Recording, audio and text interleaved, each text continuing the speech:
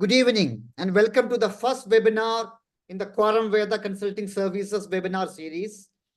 Our topic for today is the need for innovation and entrepreneurship in the medical field. In our country, we have numerous excellent healthcare startups.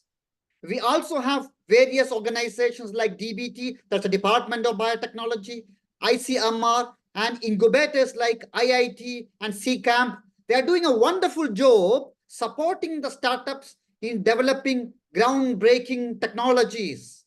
However, the real challenge for these startups often arises after they have developed their innovative technologies. They struggle to position and popularize their technology within the vast healthcare field of our country. Overcoming this developer-user disconnect is crucial. This is where organizations like QuorumVeda come into play. Transforming healthcare with the brightest minds is our motto. We have a team of experts from various fields who come together whenever a startup needs our expertise. QuorumVeda means collective wisdom. Quorum means collective. Veda means wisdom. Today, we will discuss the need for Indian innovators in the medical field, the challenges they face, and how to overcome those challenges. We have Dr. Kalpit Desai, PhD, is a CEO and founder of DataKalp, specializing in AI-based technology solutions. We have Sachin Dubey, who is the CEO of Module Innovations, a leader in medical technology innovation in our country. Dr. P.V. Ramesh, IAS, is a retired bureaucrat and with a medical background and extensive policy-making experience. Unfortunately, Dr. P.V. Ramesh won't be able to join today. He's traveling for an urgent purpose. He has told that he's trying to join on the way. Let's start the discussion. Sachin, would you please discuss more about module innovation so that the audience can understand the wonderful work you do? Right. So thank you, Dr. Ghafur and QuorumVeda for giving Module this opportunity to talk to such an august audience. I'll just give a brief background of who I am and how Module Innovations actually started. So by training, I'm not a medical doctor. I am an engineer specialized in nanotechnology. And then, the birth of Module Innovations actually began when I just finished my engineering. So it was something that, people always debate that should you become an entrepreneur after having some experience, or maybe you start early. So I took that jive and started Module Innovations just after my college. So Module Innovations is primarily a diagnostic company, a very innovative diagnostic company, which is working in the space of deep tech medical devices with focus on infectious disease diagnosis. Our primary interest is into UTIs, and we also work in the development of antibiotic susceptibility tests. The larger aim is that can we make these diagnostics ultra rapid, low cost, and at the point of care. So that's largely the spectrum at which Module Innovations work. It's based out of Pune in India. Wonderful. Sachin, most of the audience, especially medical community, may not know what exactly is deep tech is. Would you please explain the term deep tech? Right. Something largely, there is an impetus right now in India to support deep tech companies. Deep tech, in the sense, of course, a technology which is very novel or backed by a lot of IPs or patents. So that's the hook definition of what deep techs are. And even if there is an organization which tries to, understand deep tech. So there was a very recent survey done by CII from IIM Ahmedabad to understand the best deep tech companies. So they shortlisted 42 deep tech companies in healthcare. Module was one of them. And the larger criteria for them was, is the company developing something which is very novel, breakthrough, and is backed by a lot of patents or IPs, something which is very novel and cannot be done or replicated very easily. So, in healthcare, that's how deep tech was defined by them. And it's a general larger definition of what deep tech is. Wonderful. So deep tech needs to be transformative and not easy to develop. It needs years of dedicated work of team members to develop that technology. But once developed, that technology is going to transform the particular field where the technology is expected to work in. Kalpit, would you please explain more about your company? Yes, thanks a lot, Abdul and QuorumVeda, for this opportunity. Myself, Kalpit Desai, I started out as an engineer, and I have worked across multiple startups, also one corporate, GE Global Research. And over last 10 years or so, I have been associated with driving innovation in healthcare, especially using AI and machine learning and data-driven algorithms. Last 5 years, I have been running DataCulp. At DataCulp, we build AI-powered solutions for improving awareness and protocol compliance for health, hygiene, and safety-related protocols.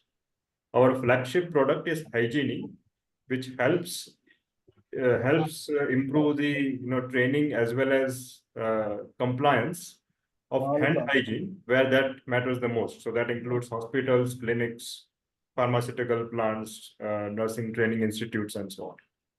So that's a brief about us. Yeah, we have two innovators today, Sachin and Kalpit, both of them from DataCulp and Module. They are working in the infection field predominantly. And I have got a special, being an infectious disease specialist, I got a special interest in innovation in this field. Now, we know that developing a technology is a very, very difficult task. Years of hard work, dedication of a team of members is necessary. Let's listen to the challenges these innovators face. Sachin, on the way, what significant hurdles did you encounter in securing funding for your innovation? Without funding, you can't do research and innovation. And what are the challenges you face? Well, I think it's great to start with this question because everything one side and funding on the other side. So, I mean, when we began the journey with model innovations back in 2010, 14, 15, it was an era where the startup ecosystem or the term startups was picking up, but wasn't that common, and was also, I mean, particularly from the perspective of a biotech startup or a medtech startup, the funding revenue avenues were actually very scarce. So it was difficult because the technology that we were trying to work out was trying to cut down the diagnostic time for a culture identifying a bacteria significantly, like from 18 to 24 hours to as short as 15 minutes. So of course it needed a lot of optimization, lot of trials. So it was very challenging back then. Like the private community, the private investors were actually not comfortable coming at a point where the technology was an early technology.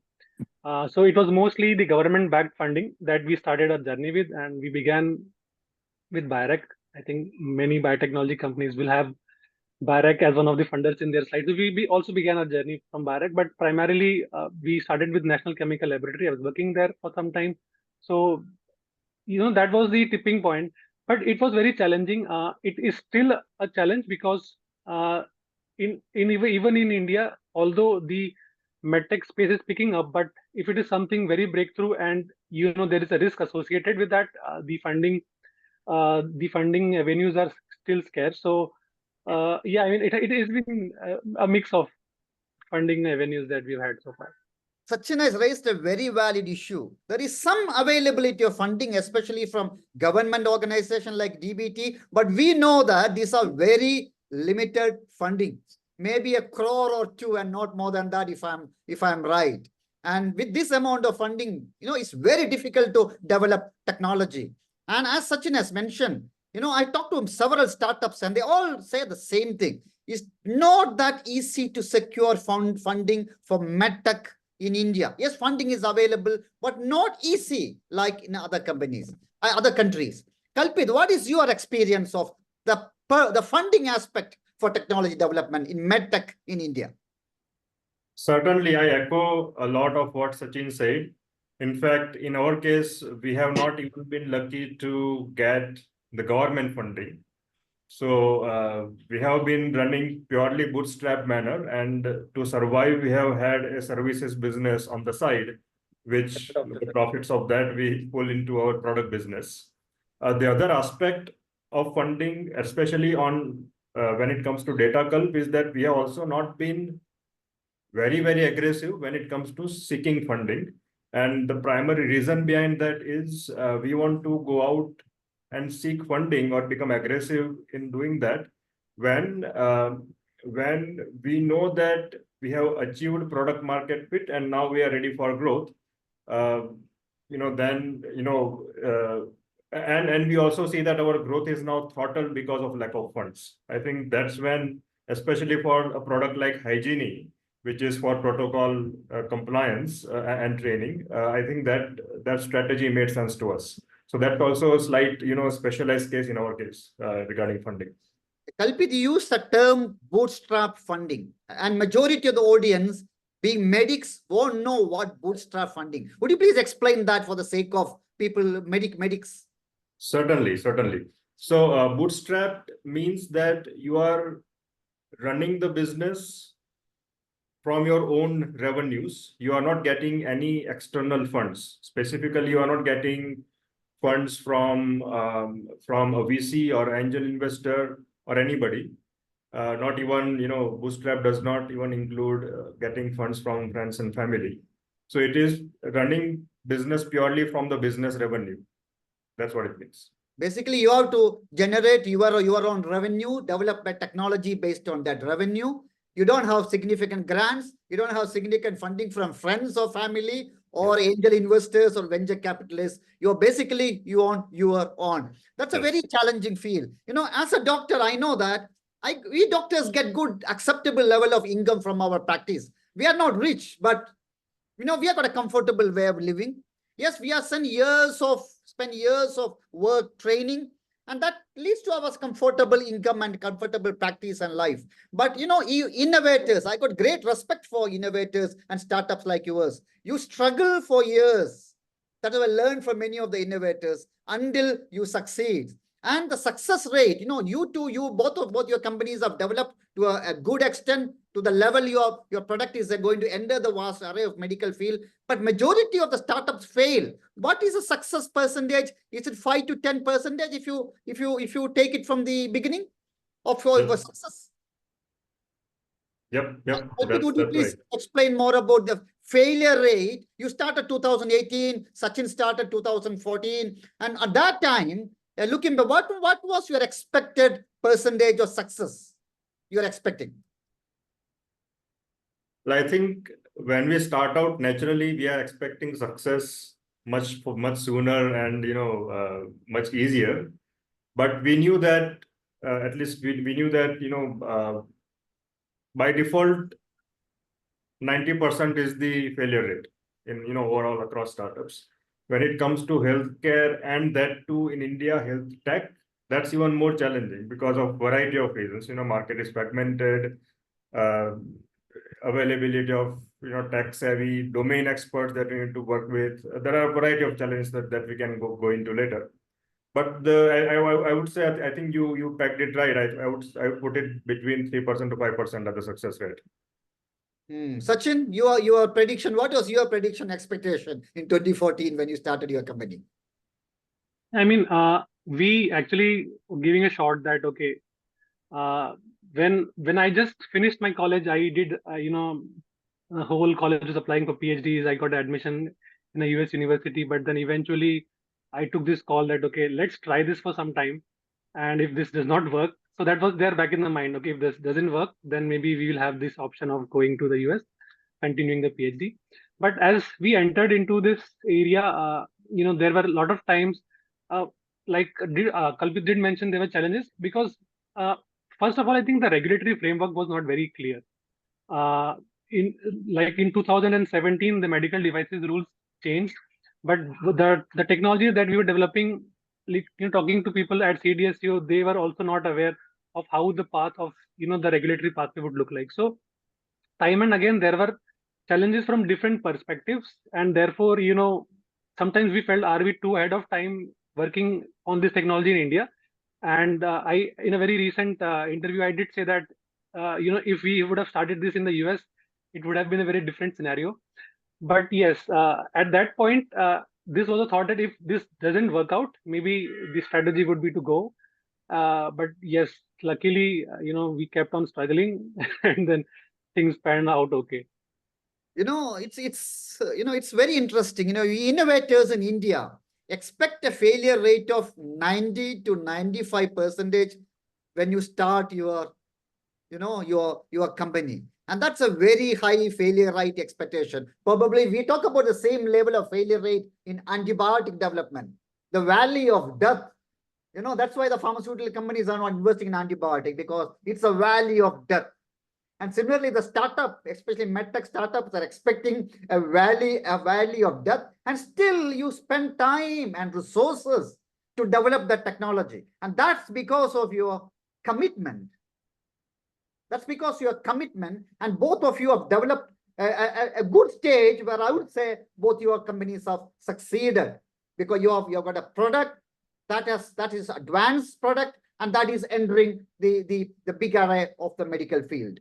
And apart from, yes, we talked about initially the challenges, especially 2014, India did not have a good pathway, a regulatory mechanism for fast tracking licensing of the Indian innovations, but situation has changed now. We'll discuss about that later, the current challenges. Now, apart from funding, what other challenges you faced in your journey? Kalpit? Sure. So I think the biggest challenge that we faced, in our case, the regulatory challenge was not that big, but the biggest challenge was the complexity of how money flows in the healthcare system. And specifically what I mean, so we have this term internally, we use this as a PUB trinity, PUB, where P is the payer, U is the user, and B is the beneficiary. Healthcare is one of those verticals where these three entities are not same. So if you take example of our product, hygiene, the user is the healthcare workers. Beneficiary is the patient. Payer, we are still trying to figure out. Hopefully it is hospitals, maybe it is training institutes, maybe it is individuals also. Some of the individuals also have paid for our hand hygiene trainings, right? So this complexity of how the money flows and what are the incentives aligned for that money flow is something that is very, it was very difficult for us to grasp, and we are still learning that in a way. So P is product, U is the user, and B is the beneficiary. In the case of Kalpit, you have developed an excellent AI-based hand hygiene training and monitoring device. To my knowledge, that's the first in the world, and that is technologically advanced using artificial intelligence in the hand hygiene monitoring. In this particular case, can you explain more about that PUB disconnect? Yes. So P is the payer, U is the user, B is the beneficiary.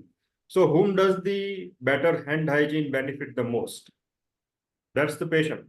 Yes. Right. So patient is the ultimate beneficiary. Will patient pay for our product? No. So patient is not the payer, right? Now, who is using our product? Our product is a device that goes on top of a wash basin or on a hand rub station, which is used by healthcare workers. So users are healthcare workers. Beneficiaries are patients. Payers, ideally hospitals or nursing institutes, training institutes, and so on. Yeah. So now, for us to make a great impact in the market, although of course we are very proud of the product, it has, it is first of its kind, as you said, we have patents and everything. We have proven the efficacy by a variety of studies. But for us to make a great impact of this in the market by driving wide-scale adoption of it, we have to make sure that incentives and values are linked for all these three entities: payers, users, and beneficiary.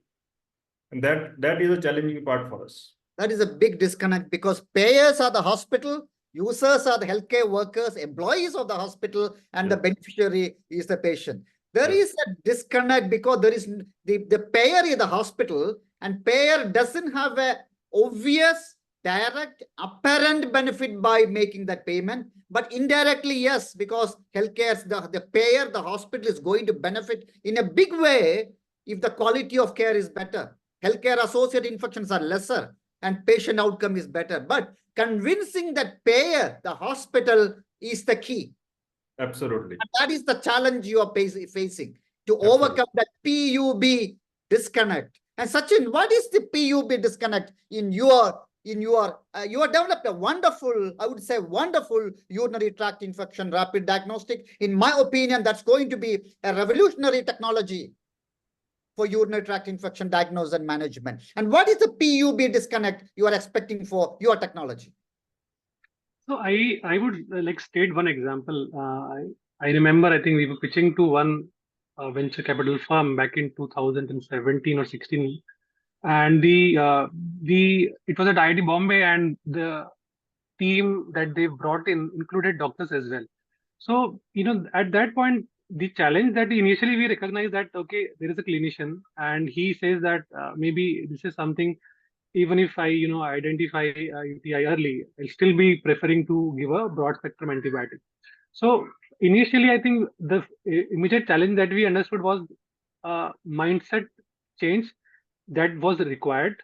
And of course, we needed to show the benefits of the test in a much useful manner, or maybe we needed to tweak the story a bit here and there.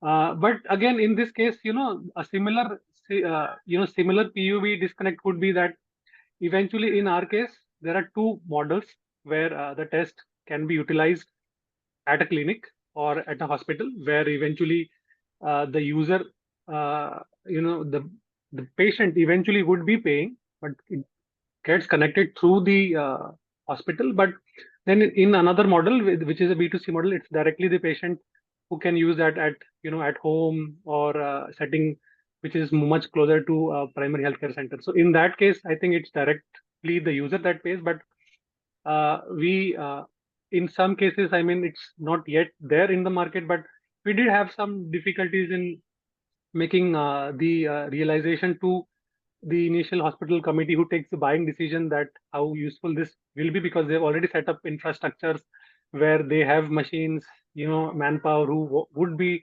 doing tests to identify the bacteria. So how monetarily benefit this can create, and how other kind of benefits, indirect benefits, this will have for the hospital and eventually to the patient was something which still remains a challenge. But as in when we move forward, we're trying to figure out. Understand, because being an infection specialist, for the sake of the audience, I will explain what exactly Sachin's module innovation has invented. And a patient is coming to a doctor with symptoms of urinary tract infection. There are two ways we can do. Ideally, we should send the urine for culture, routine, that means microscopy and culture, and we should start the antibiotic based on the culture result. It will take minimum 48 to 72 hours to get that result. And meanwhile, we can't wait. So we start some antibiotic based on the culture result, we modify.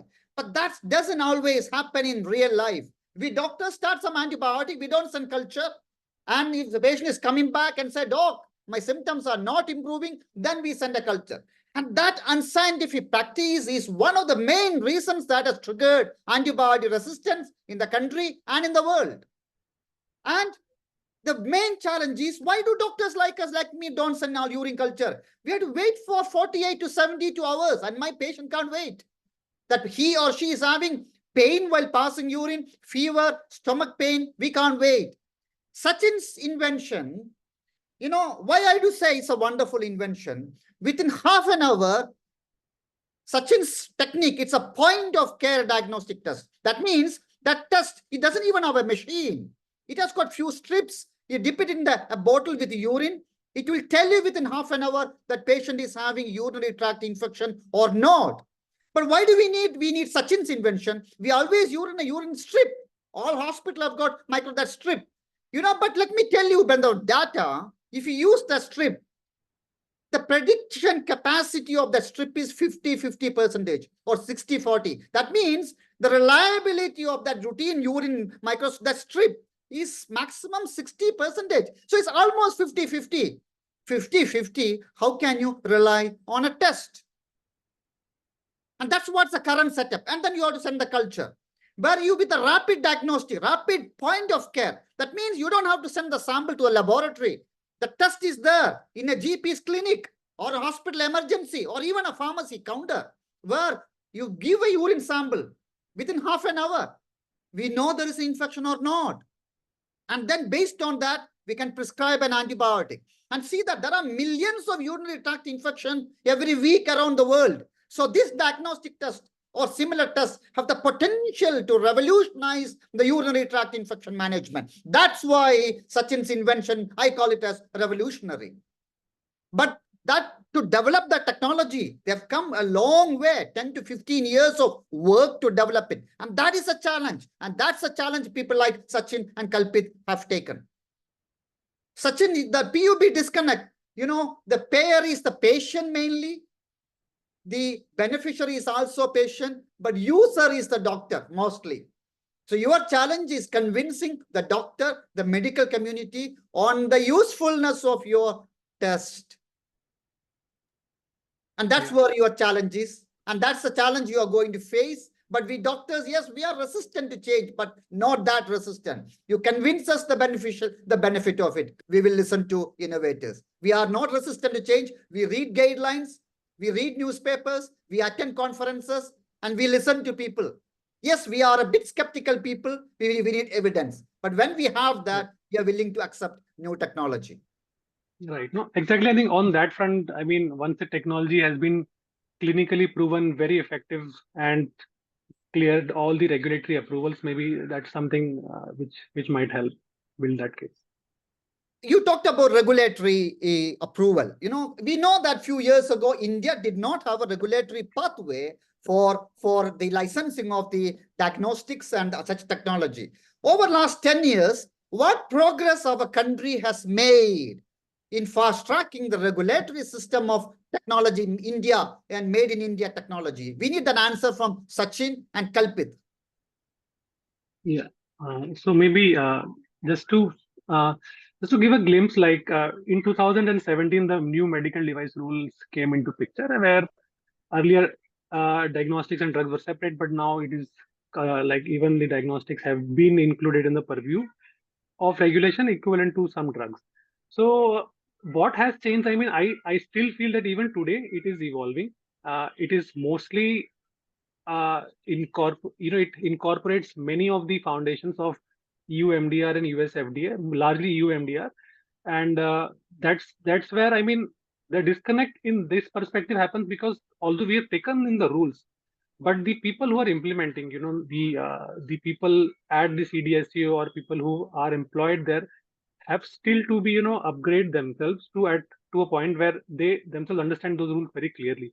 So we faced that kind of challenge initially, but it has become more streamlined now. I mean, less ambiguity, which used to be there earlier. Now things are slightly better and clear that, okay, if this is a class B device, what is the pathway?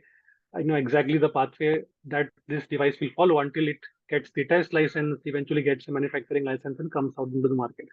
So, I mean, from when we started till the point today, there has been a lot of change, a positive change that I would say which has happened. So our country is facing a positive change. And for the sake of the audience, I would say CITSCO is basically our drug controller's big office. And US FDA, we all know US FDA, and there's a European Medicine Agency. Yes, India, actually, we learned a lot from our Western counterparts, and our country is making a lot of changes in the field of licensing the Indian-made diagnostics. Now, we know that we discussed a bit about the regulatory hurdles we had, but our country is fine-tuning it. And we also discussed about the PUB disconnect. Now, let's talk about the medical community, because both of you are medtech innovators. And what challenge you are facing from the medical community? Kalpit, from your AI hand hygiene monitoring and training device, which is one of the best in the world, what challenge you are facing from the medical community? What challenge you are facing in convincing the medical community on the usefulness of your innovation in transforming hand hygiene? Because as an infection specialist, I would say, hospital-acquired infection reduction. If you improve the hand hygiene, there will be 50, I stress, 50% reduction in healthcare-associated infections can be achieved by improvement of hand hygiene itself and your device. And we all have a system of monitoring hand hygiene in our hospital, but it's biased because it's human and we over-report it. That's not in the real hand hygiene compliance across the world is, I would say, based on published data, less than 50%. We may report 60, 70, 80, 90. I know the hospital would report 100%, but that's not practical, less than 50. So despite your technology being AI-based, realistic, giving hand hygiene monitoring training, what challenge you are facing in convincing medical community and hospitals? So that's a great question, Abdul.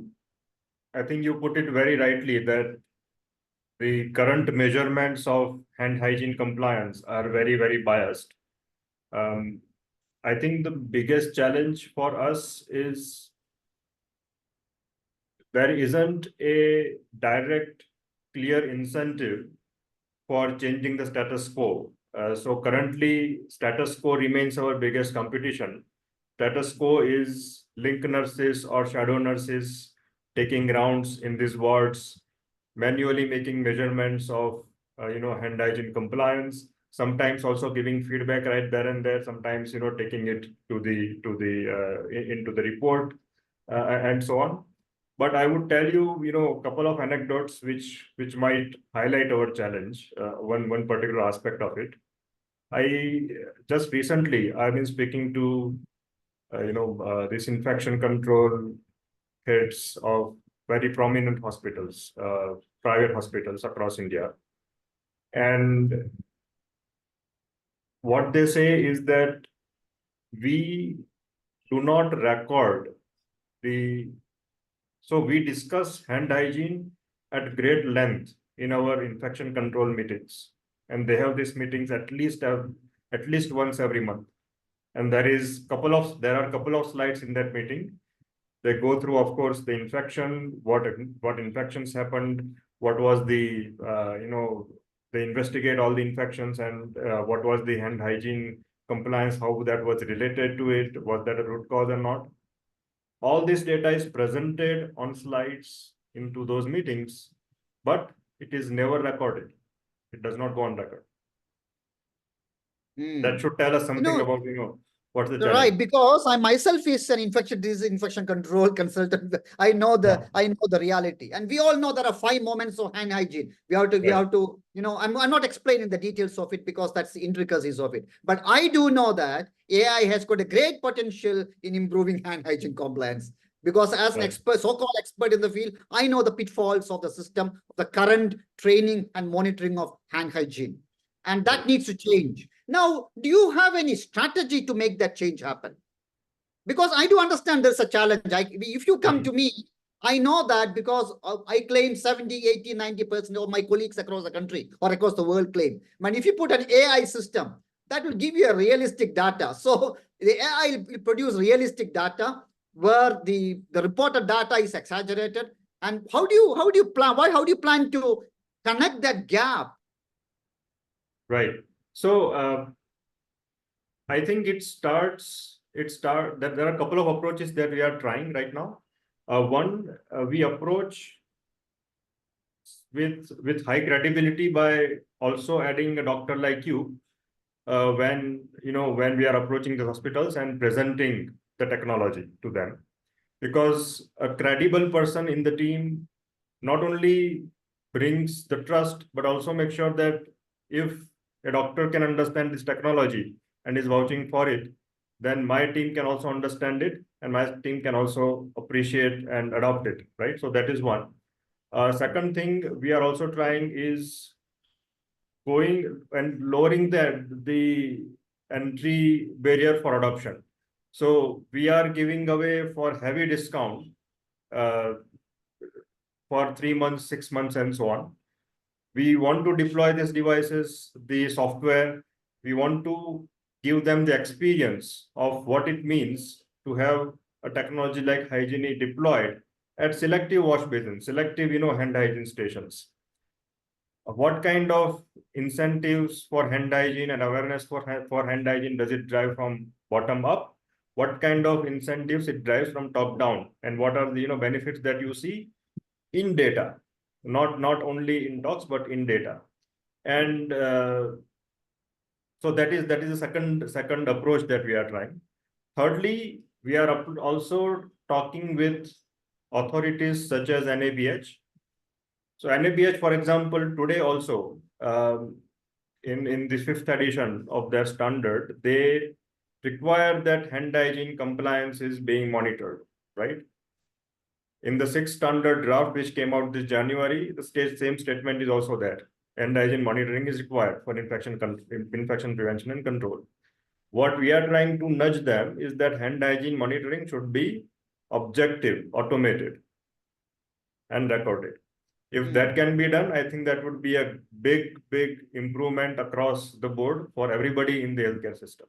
So your strategy is to close the disconnect is first convincing the stakeholders, the thought leaders with data, and then talking to the organization, the regulators on the need of involving such objective monitoring into the when you measure the healthcare as infection variables and the methodologies. So what we need is data, because medical community always listen to data. Data is one way of convincing the medical community, regulators, and organizations like NABH. And Sachin, for a urinary tract infection point of care diagnostic test, what challenge you are expecting and how do you plan to overcome it? Right. So like any other medical device or a technology which is very new, adoption is the first challenge which comes in. So we've also been through this journey where there were questions that why should we use this. So anyways, we have some other technologies. You mentioned that there are dipsticks which are being used at the point of care setting. So of course, their drawbacks is one part. So largely what we have done is that when we validated this product, we had some both government and private hospitals, very large hospitals, and diagnostic labs, like the chain of diagnostic labs. And these have sort of become the early adopters. So it is very important for people to see that is there somebody already using that, or somebody already vouching for that. So again, as Kalpit mentioned, that we also bring in some KOLs who can at forums which are having a lot of medical community at one point discuss that a product like this has been there, or it is being tested and validated, and it has shown a lot of promise. So from the perspective of people who are actually users, like early adopters, we've been like where we have done the trials. So the doctors community, the microbiologist community there does the initial vouching. We get the testimonials out, and at a larger perspective, both nationally and globally, like conferences where we see a lot of urologists coming, we do ask the KOLs to showcase the technology, or if we have the opportunity to present the technology there with solid data, that's also something that we do. So of course, head-on-head comparison with the existing technologies, why this will be beneficial, what changes it will bring, both in your patient care, in the monitoring status, everything does come into picture. But early adopters and KOLs is the strategy that we are trying to take into it. Yeah, because Sachin's technology is not a step on and a small addition to the existing technology. It's not a competitor to existing technology. It's transformative, and with that point of care diagnostic, Sachin is trying to change the way how urinary tract infections are managed. Both and Kalpit also AI. Both these technologies are trying to transform the way current practice is being done. And transformation always, will face resistance and needs convincing the stakeholders. And we can understand that challenge. But once convinced, it's going to have great potential and going to make significant change in the medical field. And both of you will ask one question. Doctors like me, we treat patients, and of course, we are doing wonderful service to the humanity. We treat patients. But we are mostly consumers. We utilize the technology developed by innovators like yourself.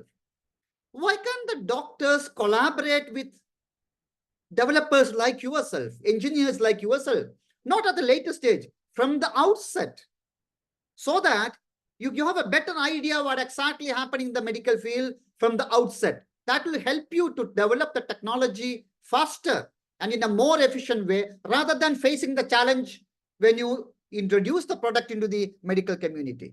Why do you think the doctors are not coming forward to collaborate with you from the outset? I think that's a great idea, and I strongly believe that for health tech startups, having doctor right up front, either as a co-founder or as a very active advisor, will greatly increase the odds of that startup success. I don't know why doctors are not coming. I don't even know if that is on the part of the doctors. I think we as a technologist also sometimes don't realize our blind spots and importance of domain knowledge that a doctor can bring in. And as a result, once we fail, only then we go and seek out the right domain experts. So I think it's both ways probably. Sachin? Yeah.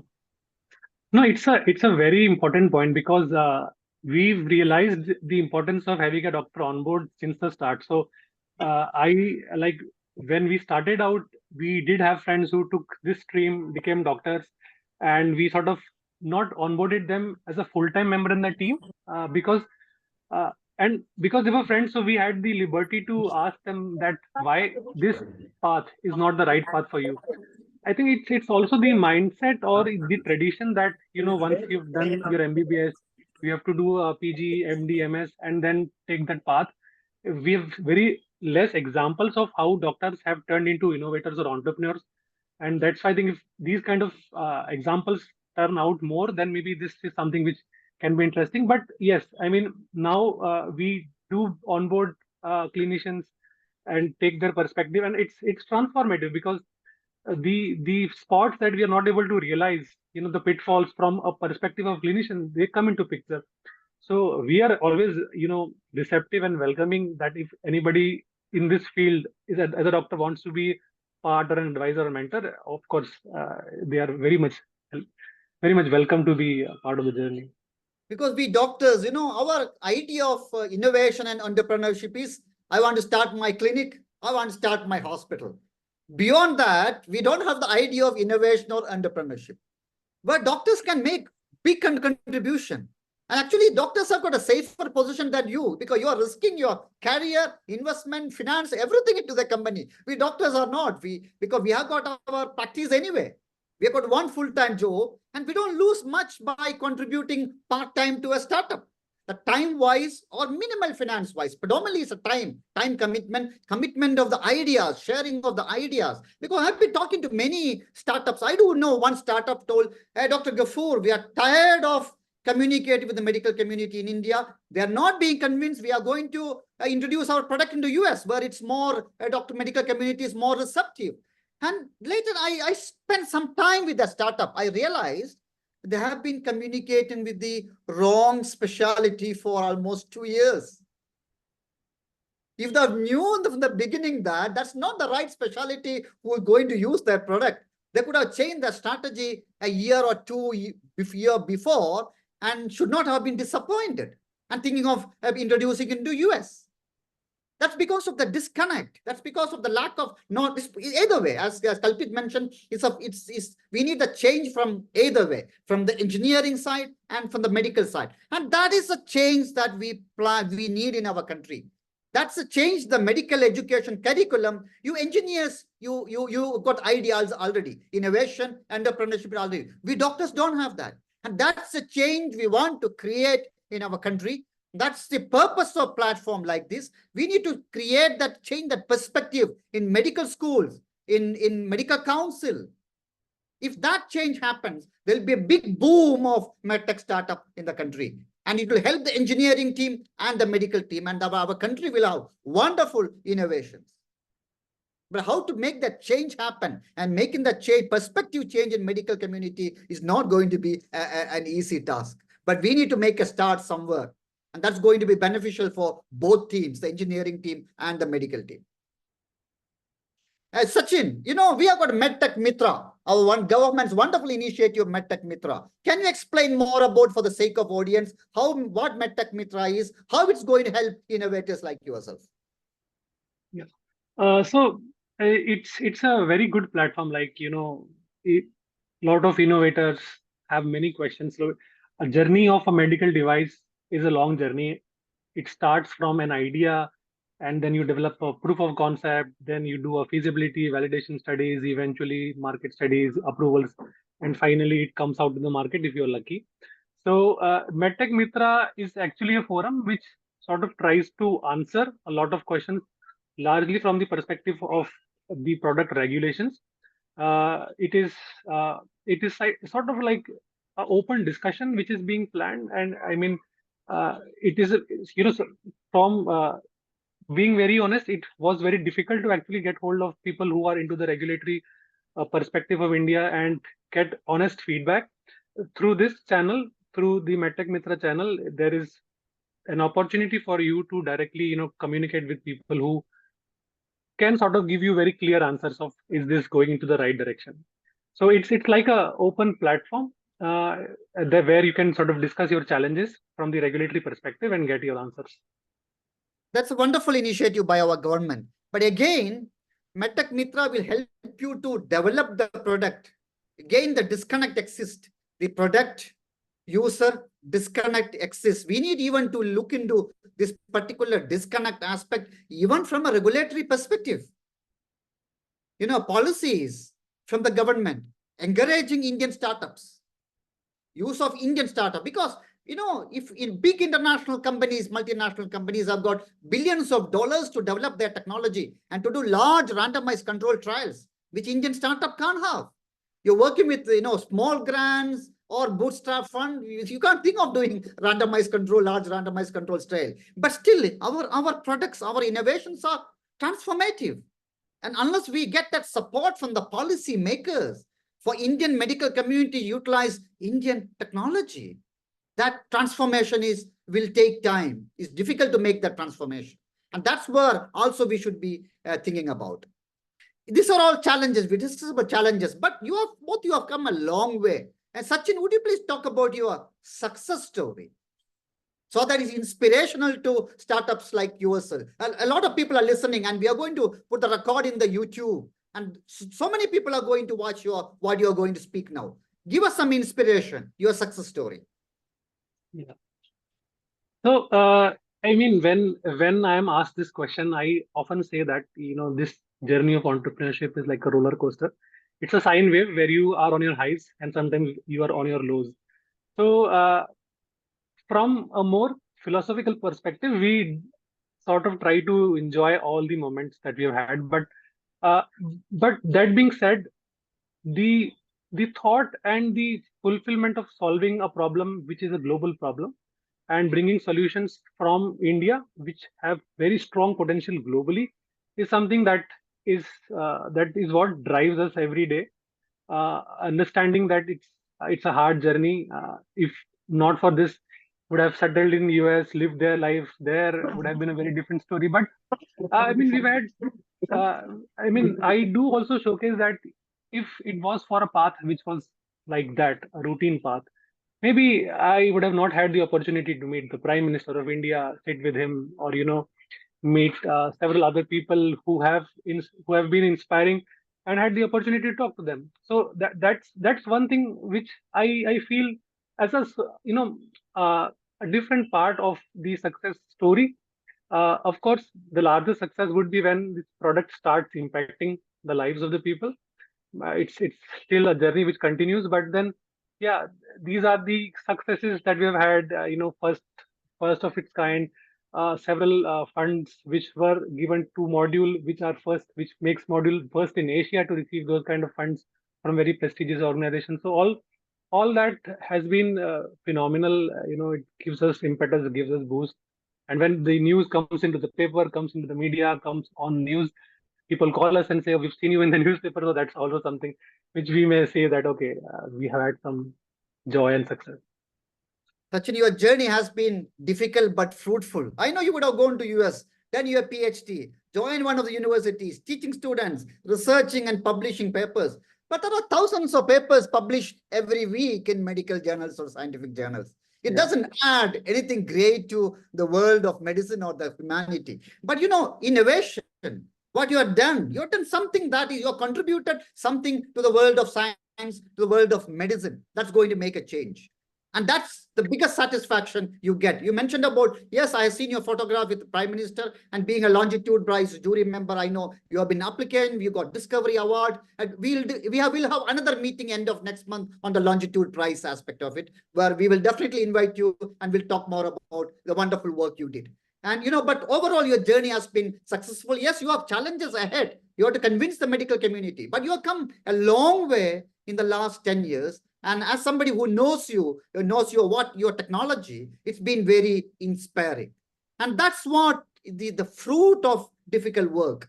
And that's what doctors also have to realize. I got my MBBS, MD, MRCP, FRCPath.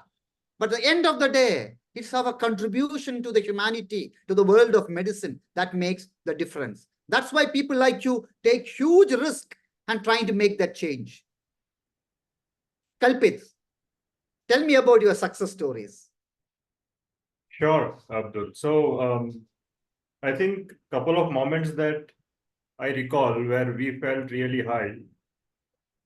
First one was Chapaigo, the John Hopkins affiliated NGO, choosing hygiene to improve hand hygiene at the labor wards of government hospitals across 3 states in India. And they chose hygiene to study, what AI can do. And of course, we conducted that study. We proved with the data that we can actually improve hand hygiene compliance. But the moment that really, still resonate in my mind is going there on site and seeing the reaction of the ayas, the nurses, the ground staff to this technology. And they are, on one hand, of course, they are in the awe, but on the other hand, they are so excited, so fascinated that हमको किसी ने सिखाया नहीं था कैसे हाथ धोने हैं. हम तो अलग. I still remember those words, and they were so happy that now, with their not only their patients are, of course, beneficiary, but they themselves, their families are also beneficiary because they are not taking this infection to home now, right? So that is that's one moment. And as you rightly said, right, our biggest satisfaction will come when we see that automated hand hygiene is now saving millions of lives by just cutting down the healthcare acquired infections. Currently, by anybody's estimate, WHO, CDC, there are a variety of estimates, and more than 5 million lives are being lost because of infections. Hand hygiene can cut down half of them. That is also the studies of WHO and CDC. Now, if you look at just, couple of millions of lives, that is like hundreds of Hiroshima and Nagasaki every year that we are ignoring today, right? So that is our driver. That is what fuels our journey today. That's the North Star that we are after. Kalpit, I completely agree with your argument because I'm an infection specialist.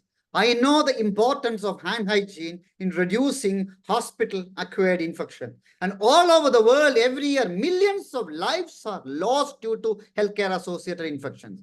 And if you improve the hand hygiene compliance by any technology, especially AI, that's going to make a big difference, a big reduction in the number of millions of patients' lives lost every year across the world. These are called as transformative technology. Kalpit, your technology will transform the hand hygiene compliance in healthcare institutions. And Kalpit, and Sachin, your technology is going to transform the way urinary tract infections are managed in the community, in the hospital. It's going to make a big difference in the rational antibiotic usage and how urinary tract infections are managed and the outcome of the patients. And this is the fruit of your years and years of work as team. I know you people work as teams, and this is teamwork. And working in team is not always difficult. You would have disagreements, arguments, funding issues, lack of any funding. I know I can understand the challenges you've gone through, but it's challenge that's worth taking. And that is I want my medical friends want to do. That's why I want my doctor friends want to be a part of your innovations from the start. That change we need to witness. Is there any questions from the audience? Comments from the audience?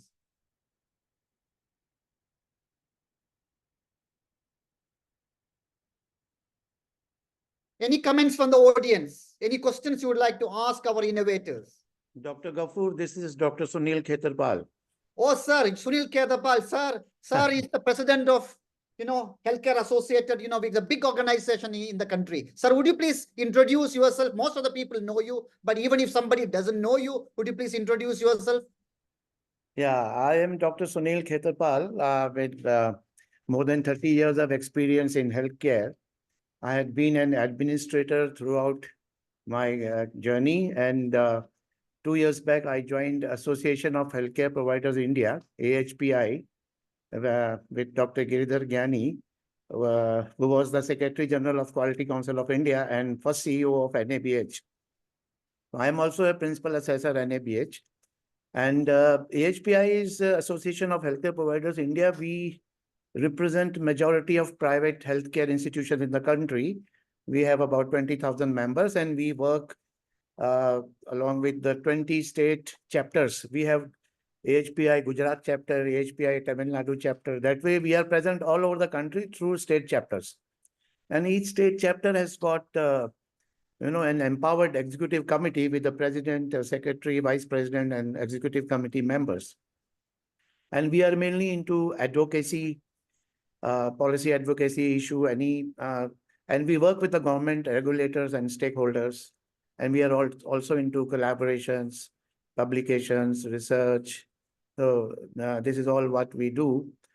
And it was a very, engaged discussion and very insightful. I think I was really enjoying the discussion by Kalpit and Sachin and their journey. I would also like to share something about the doctors as entrepreneurs. I think it is very different. A doctor being an entrepreneur to a non-doctor being an entrepreneur. I think Dr. Ghafur, I think he himself is a doctor, and I also always consider him as an entrepreneur because he always thinks of some innovation in the area where he is working, that is infection prevention and control. So I think when we talk of entrepreneurship, anything which, you want to do something new, innovate, it starts with an idea.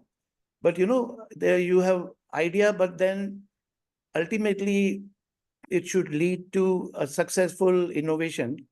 And, it's not only the idea, the essential elements of entrepreneurship, if I say, where it starts with an idea, then you need to have the knowledge, experience, and expertise of that particular area in which you want to innovate.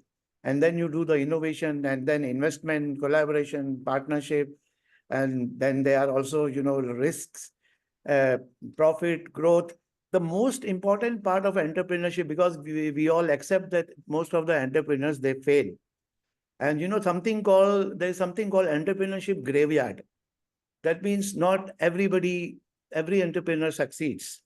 But, an entrepreneur, when he ventures out in any new product or new service or any new area, he should think of sustainability right in the beginning. Sustainability is a very important factor in entrepreneurship. Sustainability, that means you want to sustain, you want to maintain, you want to expand your business. I think sustainability is very important, that you have to have this to be kept in mind in the very beginning itself. So I think in such cases, the failures will be much less. And as far as the healthcare entrepreneurship is concerned, we have great examples of people, I should say, starting from J.N. Tata, who was the founding father of Indian industry, and Narayan Murthy, father of Indian IT sector. Healthcare private enterprises, we have Dr. Pratap Reddy, Dr. Devi Shetty, we all know he brought that cost-effective care in pediatric heart disease.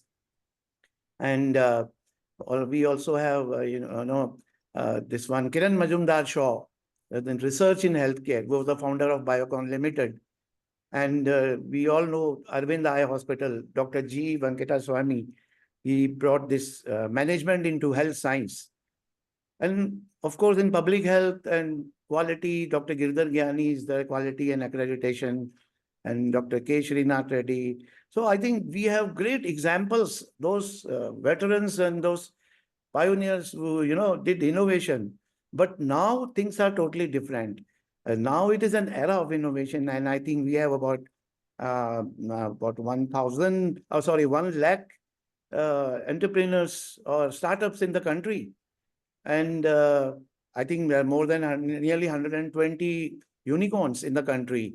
So I think actually this is an era of innovation, and I have seen innovators who actually, they're all young minds. I can see young people here also today, and their thinking, their thought process is totally different.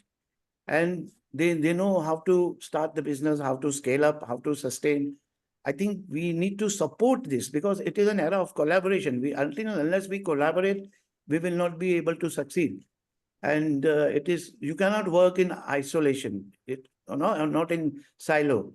So with this, I think I would just add the challenges. When we talk of challenges, there are many challenges. So sustainability is one important challenges. And there is also, starting when you start innovating, you need to have that intent, and you need to, that market entry itself is a very big challenge. Of course, Sachin or somebody, he mentioned about the regulatory complexities and regulatory compliances, then market competition risks. We all know we have to take, you are taking a risk when you are venturing out, but maintaining a budget, talent challenges are there, managerial staff challenges are there, and you need to develop a strategy for the sales, how to expand the business, how to sustain the revenue. I think these are very, very important challenges. But again, we have great opportunities as well in healthcare entrepreneurship. Like, we have, I should say that, the society is now becoming very health conscious. Healthcare is now even on the political agenda. And we all know that there is massive urban-rural divide in our country. And 75% of the healthcare infrastructure is in urban, which is catering to 27% of population. And if you see the infrastructure, all over India is currently having less than 2 beds per 1,000 population, which is against the WHO norms of 3.5 per 1,000 for developing countries. Then again, it is fragmented. In Karnataka, the bed ratio to 100 population, it is more than 4. Whereas in Bihar, it is 0.8 beds per 1,000 population. So Karnataka is exceeding the norms, WHO norms of the bed requirement for the country. Whereas in Bihar, it is 0.8. So healthcare is very fragmented, and we are actually talking of innovation, and most of the innovation happening in only Tier 1, Tier 2 cities, and it does not reach Tier 3 cities. So when we are talking of universal health coverage, we should think of some, the devices or that innovative platforms which are, very user-friendly, which are also economical. So that's how India has an edge over, other countries, that we are so innovative. We are, and the Atmanirbhar Bharat, when we are talking of, we need to be, cost effective also at the same time. So it's not that technology should be only it's the cup of tea for the Tier 1 or the metro cities. Technology should be available to each and every citizen of the country. And I think we are moving towards the right direction. So I think I have taken enough of your time, and you have given me enough time. I'm sorry, probably, if I have exceeded the time, but thank you very much for giving me an opportunity to speak, give my comments. Thank you, Dr. Abdul. Thank you. Thank you, Sunil Khetapal, sir. Sir, you have given wonderful insight. You mentioned that our country has got great potential and the need, and we have got examples in the healthcare industry, entrepreneurship and innovation. And we need to bring everybody, we need to bring the youngsters forward. And, we need to find a way to introduce this into undergraduate and postgraduate medical curriculum. Innovation should be a part of the curriculum. How to collaborate with engineers and other teams to make that big change. And people like you, organization like AHPI and the leaders, should take that initiative. I'm sure you are doing a wonderful job already, but let's inspire our youngsters more to make that really, to make our country the epicenter of innovation in the world. Thank you. Thanks a lot, Sunil sir.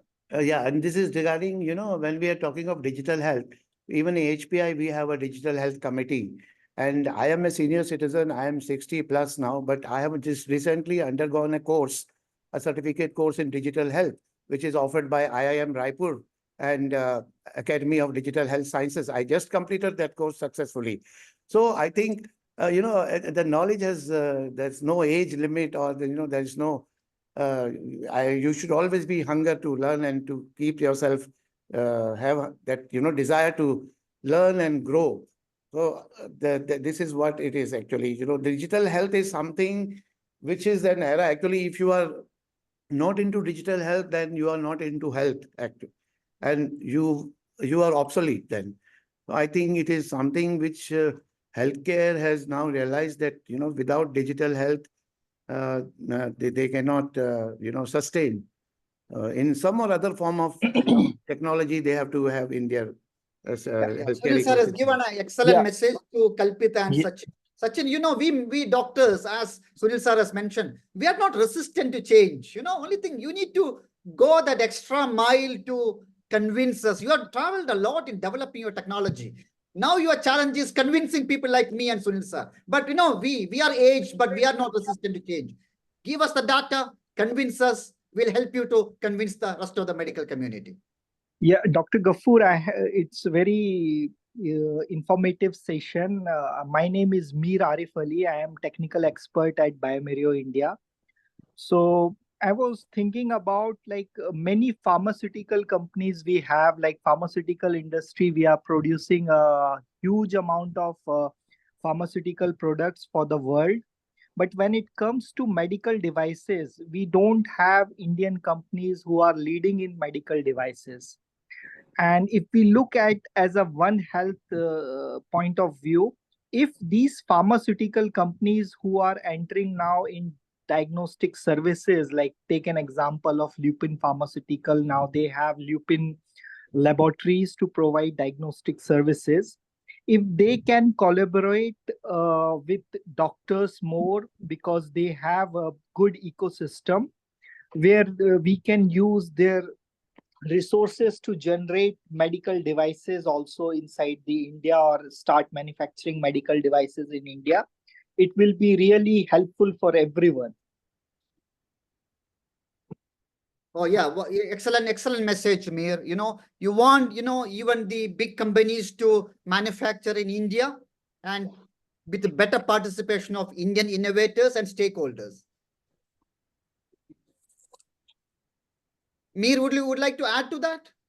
Yes, thanks. Yeah, same thing I am saying. We need to have an ecosystem where doctors and pharmaceutical companies and field specialists who are there in the field can work together and can design the products which can be a made in India product and can be utilized in India as well as for other countries also. Wonderful. Because Mir Ali is talking from his, long experience. He's an expert with Biomerio. Biomerio is one of the masters of developing technology especially in the infection field. And so, it's a call to action. Include Indian stakeholders, make in India, develop in India, and then use it across the world. So India should be the developing hub, innovating hub, and then distribute to the world. That's a wonderful concept. And we have got wonderful brains in our country. We have got people like Sachin, Kalpit, and we have got experienced people like Sunil Kedapal and Mir Ali, and a lot of people to make that happen. Any other comments from the audience?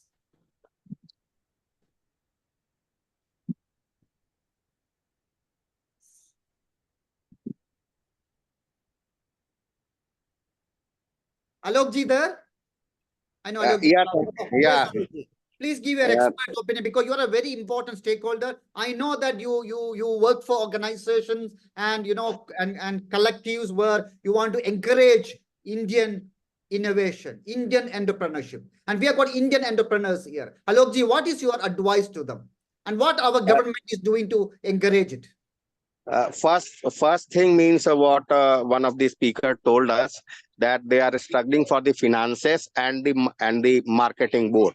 Now, if you can make the PUB, payer, user, and beneficiary, if somehow you can convince the beneficiary to be a equity partner, then it can be a good alternative.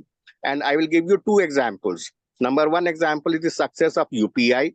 Number two example is the success of a huge budget which is required for the expressways. Now, the Nitin Gadkari ji always says that we don't have financial constraint. So we will have to look for innovative ways which can means satisfy the constraint of finances and marketing both. Now, I will give you one more example. In US, the insurance bill is very, very high, and hospitals on many occasions look for reasons to reject the insurance claim. Now the hospitals themselves have bought a huge equity in the insurance sector itself. So that is the first comment. And the second one is that I, through Dr. Abdul Ghafur, I invite all of you to be a part of the Swavlambi Bharat Abhiyan. My SBA website you can visit, and you start participating over there. And whatever your constraints is and whatever the government is blind about, you know that the government should do something else, but no one is educating them, no one is able to convince them. So through the channel of Swavlambi Bharat Abhiyan, we can pitch a little bit harder for changes in the public policy. I missed last 20 minutes because I am in a place in Nainital and the weather is not good, so the power supply is also not there. That's why my photo is also not clear. Okay, thank you, Dr. Ghafur.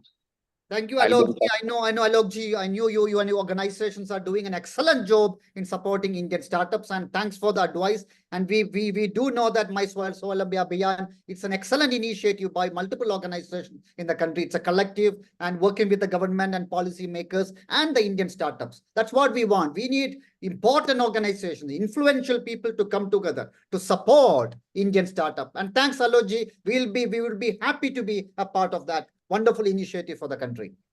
Thank you. Any other comments?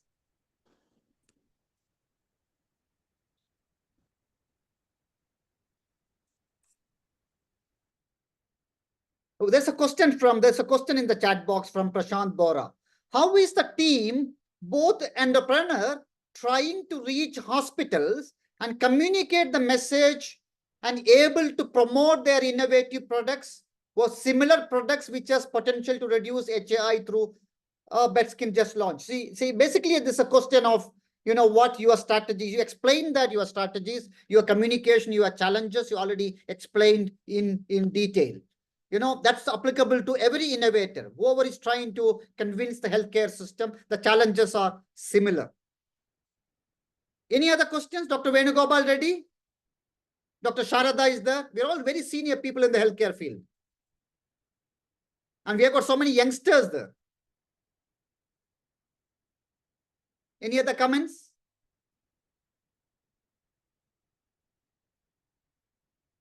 Sachin and Kalpit, we had a wonderful discussion. You would like to add anything? Well, this was great, great opportunity, great discussion. I also, would look forward to digging deeper into some of the suggestions made by Dr. Alok and Mir Arif Ali, to also bring forward some progress in our journey. But thanks a lot for invitation. Wonderful discussion. Sachin?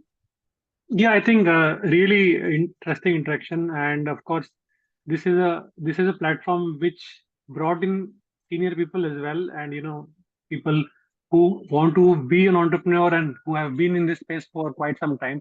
So it's a good platform, and maybe I think if there is a point of interaction where we can take these discussions forward, that will be again a very useful thing.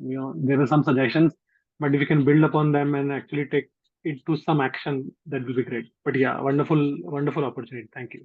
This is only first of a series of webinar we are planning, and we are planning to invite all the stakeholders, bring everybody together, get their ideas, and support our country in encouraging Indian innovation. Of course, we think global and work local.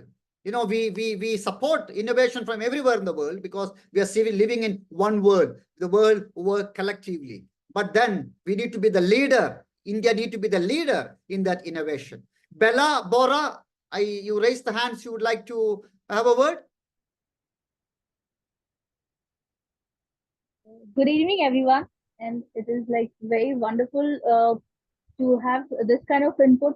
Being an entrepreneur who has been working on my innovation for last 2 years, and getting important information about organizations which are there in government, as well as Abdul, you talked about how important it is to collaborate and get doctors into such innovation that we are working on.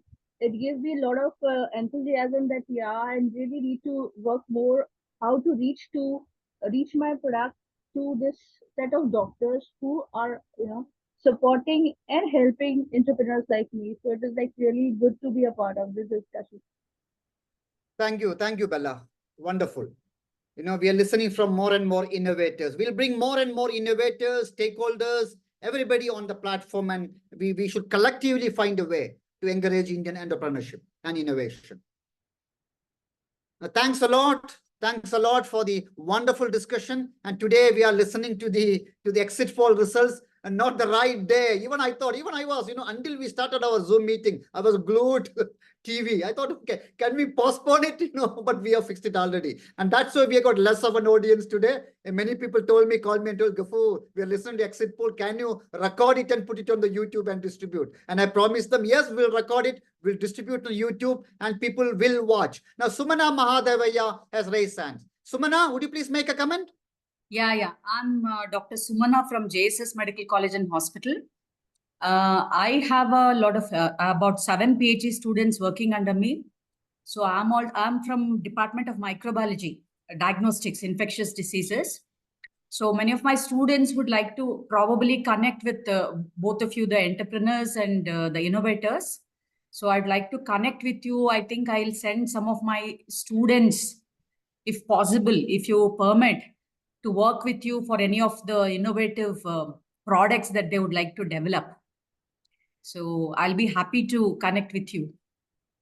Thank you. Sachin and Kalpit, you know that now you are able to convince the stakeholders. You're getting requests from the stakeholders. Can my PhD students come to your institution and learn from you? So we are not resistant to change. This is only a temporary disconnect, and we are going to make that change happen. So Sachin and Kalpit, what answer you want to give to Sumana? Certainly. Would love to collaborate, and let's connect after this. Definitely. Thank you. Thank you. Even we will be very happy because we do, encourage, all the people who've been working with us either as employees or maybe as interns or through different arrangements. But we are very much welcoming of clinical microbiologists, and we, as Dr. Ghafur mentioned, we do work extensively on antimicrobial susceptibility testing. So it could be a perfect opportunity for both of us. I do work on antimicrobial resistance, and I've developed very innovative games for teaching the medical students and the doctors on antimicrobial resistance and rational use of antimicrobials. And I've developed some board games, online games and all that. So for my necessities also, I'll connect with you. I'll come back to you. Sure. A lot of doctors with ideas, innovative ideas, but we need the tech experts like yourself to make it a reality. That's why we need that. We need that collective effort from the start. That's what's going to make the big change faster. Yeah. Collective wisdom, QuorumVeda. Yes, the collective wisdom. Yes. Absolutely. From the start. Absolutely. Any other suggestions from the audience? Should we call it a day? Wonderful. Okay. So I'm here. I just wanted to show myself on the video. Yeah. This is Dr. Sumana, Professor of Microbiology at JSS Medical College and Hospital. Nice interacting with you. Thank you. And thank Dr. Abdul Ghafur for creating this platform and opportunity. Thank you. Wonderful. We had a wonderful evening, and we will take the discussion forward. We'll have more and more, at least one discussion a month we will have, and we will work in a collective way. And thank you all. Have a wonderful evening. Now you can easily watch the exit poll results. Thanks you, a lot. Doctor. Thanks a lot. Wonderful. Thank you. Thank you, Dr. Thanks, Sachin and Bye. Kalpit. Bye. Thank Hello, you. Ji. Bye. Thank you. Bye.